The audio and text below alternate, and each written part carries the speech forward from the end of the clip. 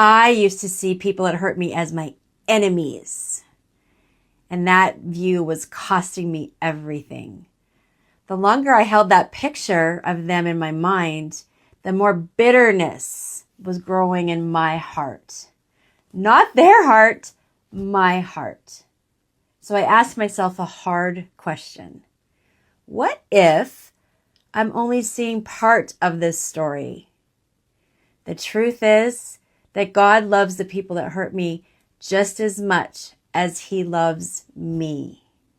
That changed everything. Follow along as I talk about my forgiveness journey. And my book, Unwrapping Forgiveness, is coming late summer 2026. Stay tuned for the rest.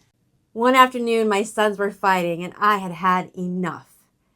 I said in my most authoritative mom voice, "Stop hurting my son." Now, because each of them were my son, they looked at me completely confused. And I thought, this must be what God feels when he sees each of us hurting each other. He whispers, "Stop hurting my child." Once I understood that God loves each of us equally, the people that hurt me just as much as he loves me, I was able to work towards forgiveness. That's why step 6 in my forgiveness framework is to view others as Christ sees them.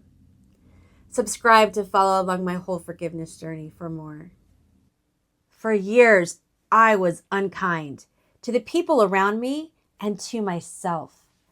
I didn't realize it then, but I was mean because I didn't love myself. I didn't understand what it meant to be a daughter of God then. Then I started watching people who were filled with love. I felt their kindness, and I wanted that for myself. That is step 6 of my forgiveness framework, to view others as Christ sees them, to love others the way Christ loves us. God sees each of us as a priceless treasure. Once I could see myself that way, I could see everyone that way. 4 words changed the way I handle doubt, and I say them out loud every single time. My own mind used to be my worst enemy.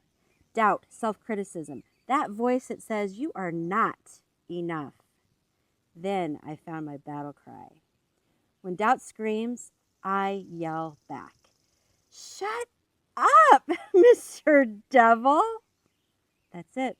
Those are my 4 words. They become my defense, my protection against that voice that tries to tell me that I am less than God says I am. Step 6 of my forgiveness framework is view others as Christ sees them. That includes yourself. Have you ever had to fight those voices in your head? Comment and let me know so that I'm not alone.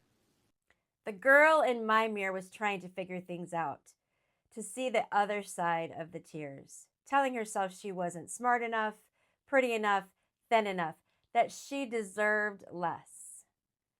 I know that girl because she was me. Then I started to look at the laugh lines, the scars, the stretch marks, and I saw a girl who would not give up and kept going. Step 6 of my forgiveness framework is to view others as Christ sees them. Once I was able to see myself as Christ sees me and know that I am a daughter of God who is loved beyond measure, I could see others the same way. What is something that you're grateful for about yourself? Tell me in the comments. I'll be watching everyone. Someone hurt me and I did not want to forgive them.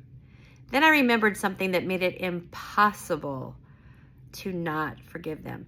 It wasn't about excusing what they did. It wasn't about reconciling. And I didn't even owe it to them.